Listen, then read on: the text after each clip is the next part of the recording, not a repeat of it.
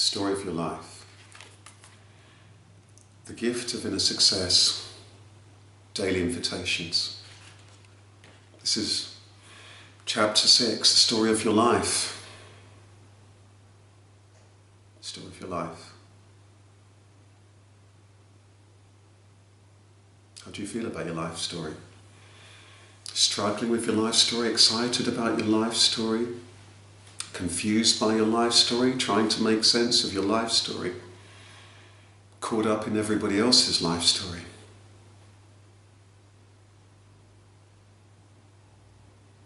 Overwhelmed by your life story, despondent at your life story, stuck in your life story, reliving your life story, living somebody else's life story, somebody else's life expectation. There are so many possibilities, so many permutations of this. If you've watched all of these invitations, there was an earlier invitation, the story of my life, where I'd invited you actually to gently begin to sit with the story of your life. So what we're going to do is to look at your life story. But don't worry, we're going to look at it perhaps in a different way to which you've looked at it. And this may well prove to be very, very, very liberating to you, especially if you've wrestled with it. And many people who find themselves on this path will have wrestled with it. So we're going to look at your life story now. So I invite you to take that moment just to be still, to be silent. You might want to close your eyes, you might want to just be lying down, sitting down, and just gently being with this, the story of your life. What I'm going to do now is to take a quick look at your life story. We're not going to analyse. We're not going to go deep into therapy. There's not going to be a need for that. But I just want you very, very, very briefly to run through your mind some of the key events in your life. Do it gently. So I'm going to invite you to do that right now. I want you to go way back, as far as you can possibly recall in your life. Way back, as far as you can, as early as you can. You might be 2 or 3 years old, 4 years old. Capture the earliest memory you can. And what I'm going to invite you to do is just very gently to go through the main life events, but gently, just gently looking at them, gently letting them play out. Moments in our childhood, maybe it's when we're a toddler, maybe you're getting slightly older in your childhood, maybe you're now 7, 8, 9, 10, 11, 12, gently into your tweens, perhaps into your 20s, 30s, 40s, 50s, however old you are, 60s, 70s, whatever. We're just gently looking at all of these things. But as I say, I want you to do this very, very gently. If there are any painful things, just let them go. Just run your mind through the main events of your life. And what we're going to do is to take a look at the story of your life. It may well be that you've been wrestling with many things in your life that you actually needn't be wrestling with. When I give talks, I often do an exercise in which I ask someone in the audience to hand me their bag. If someone's got a handbag or a case, I'll pick it up. You might have a bag right near you right now. If so, you might want to reach for it. Once the audience member has handed me their bag, I'll rummage around in it. Because in life we're often rummaging around through the contents of our lives, trying to sort everything out. We're wrestling with it all. There's papers here, there's cosmetics there, there's your wallet here, there's your past there. You're constantly rummaging around, trying to sort out all the stuff that was packed in ages ago. Often there's a lot of stuff in the bag, even things that in the small spaces that are there in the corners, all sorts of things tucked away. This is how it can feel within ourselves, stuff buried away in the corners and the rubbish and the debris. And we find ourselves spending hours and hours, even years and years, decades and decades perhaps even, rummaging around trying to sort this stuff out. There's a more powerful and simple way to address your relationship with your life and its contents. Let's just gently take a look at the entire bag and all its contents. You might find that you've got over here and what you've got over there, and that there's this over here and there's that over here. And you'll find that actually all the contents, when you relate this example back to your life, it's not your content. Perhaps for you there's an issue here from your mother or your father, or about the absence of them. What's that got to do with you? It was prior to your conscious involvement. There may be any issue, many issues about your childhood. What have they got to do with you? There may be issues about the characteristics of your background. How much of that has really got anything to do with you? There may be issues around what you believe. Did you actually choose them? There may be issues here around things that did or didn't happen. Again, it may be prior to your involvement. Most of the things we wrestle with are things that are from or relate to very, very early on in our lives that we weren't privy to. So as you gently look back over your life, you can find that the content isn't yours. As you look back over the content of your life, you'll find that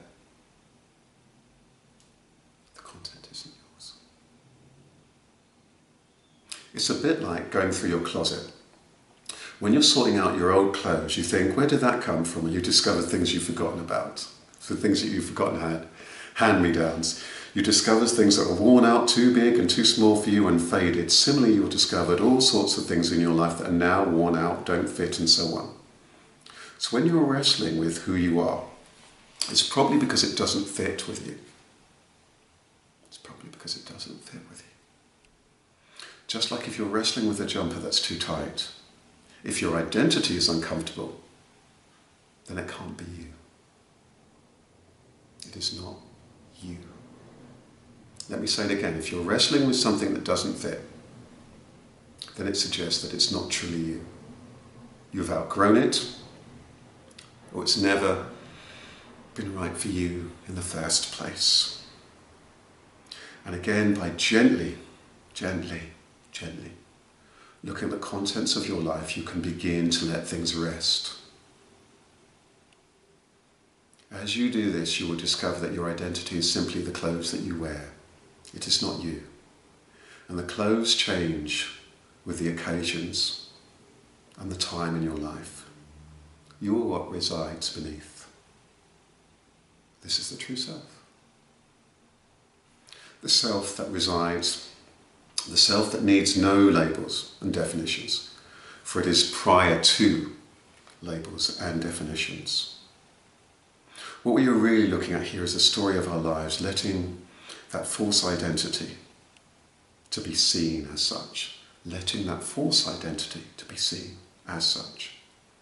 I'll give you two examples of how this has become clear to me, because they may help you to look at your own and see through your own. On my audio talk, Become Who You Are, this is where really the essence of the gift of inner success really began. In a way, it expresses the gift of inner success as it's a means of unravelling your life story. So soon after I recorded the CD, I went to speak at a big personal development show. The show had thousands of attendees and was being addressed by a range of eminent speakers.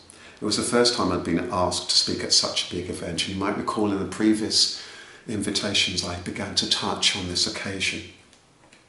The show had thousands of attendees and was being addressed by a range of eminent speakers. It was the first time I'd been asked to speak at such a big event.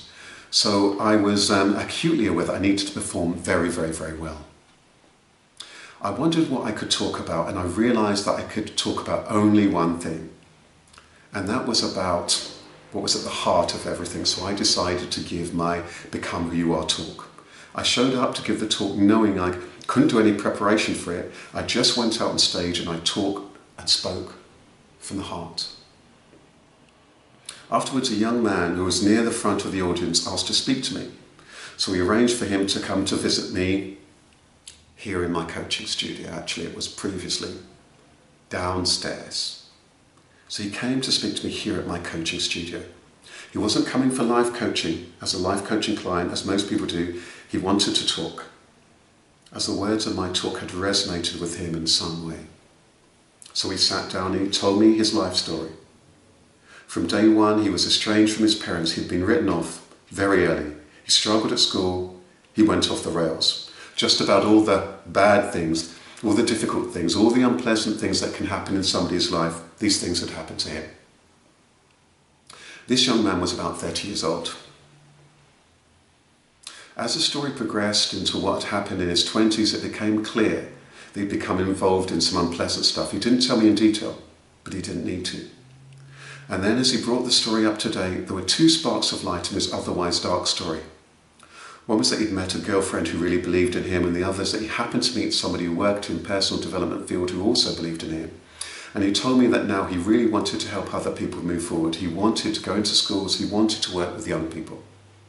When he'd finished, and it took about an hour for him to tell his story, I asked him a question. And this question that I asked him fell from my lips. I wasn't consciously thinking about it. This question fell from my lips and it fell into the room. I asked him, how much of that, how much of the content of your life has got anything to do with you? He paused and said, almost none of it. His entire life story, all the things he'd wrestled with, starting off his personal situation, had nothing to do with him. Then being written off at school and getting into trouble, all of these linked to him believing in who he'd been told that he was. He was playing this out. And in that moment, he suddenly realized that it didn't have anything to do with him. His life story was a false life story. So the difficulties, those unpleasant things that he'd been involved in, they were all unnecessary. They were completely unnecessary. And in that moment, he had that realization. It's happened to me in my own life, this realization. I was estranged from my father. He left home when I was very young. One day my mother rang me. It was a few days after my 30th birthday. Since my mother very rarely calls me, I know that when she does call me about something that I haven't spoken to her for a long time. And so my mother said, I've got something to tell you. Your father's died. We were on the phone for a few moments and then we ended the call. Prior to that moment, prior to that call, I completely hated my father. Didn't want to know him. Didn't want to know anything about him. I didn't want anything to do with him. And at the end of the phone call, suddenly, my view on life changed. There was this moment of realization. A few moments previously, I had all of this anger, and then it was replaced with a completely different feeling. I just thought that it was very, very sad. This particular person had died, and because a certain set of decisions they had made based on the ideas about himself and his life, he'd become completely estranged to his family. He'd ended up dying in rather miserable, impoverished circumstances. And all of this, all the things he had done in his life was due to who or what he believed himself and how he should be. Again, his story was another story. But that had nothing to do with me. All the emotions I had felt earlier were based on the story. Once I realized it was a story, all the emotions fell away. It just happened naturally. It happened naturally. I had nothing to do with it. I'm not saying that we need to be unemotional or without compassion. In fact, we can actually arrive at true compassion. But first of all, we need to realize that our stories are just that, stories. Our lives are really a series of sensation and events which we label this and that, good and bad, desirable and undesirable, all based on the labeling conditioning that we've received. That is what life is. The sensation events can be enjoyable or painful, but they're just that. It is this knowing that is in your heart. This is the birthplace of true contentment. And this, in fact, is the birthplace or what I call the gift of inner success. You can arrive at this right now by looking gently at your own life. You may have had similar examples in your own story. The veils of life fall away from you and you see life as it is, as it did for the boy in the Emperor's New Clothes. For instance, you may have experienced moments of ill health and suddenly life begins to get a new perspective. You may have lost somebody, or you may have had a bereavement. Suddenly your perspective on the person changes. You lose your job, you've been made redundant. Suddenly your perspective changes. Suddenly you realise the events are just the events. Suddenly you realise that the person you lost was just a spirit soul trying to find themselves as best they could.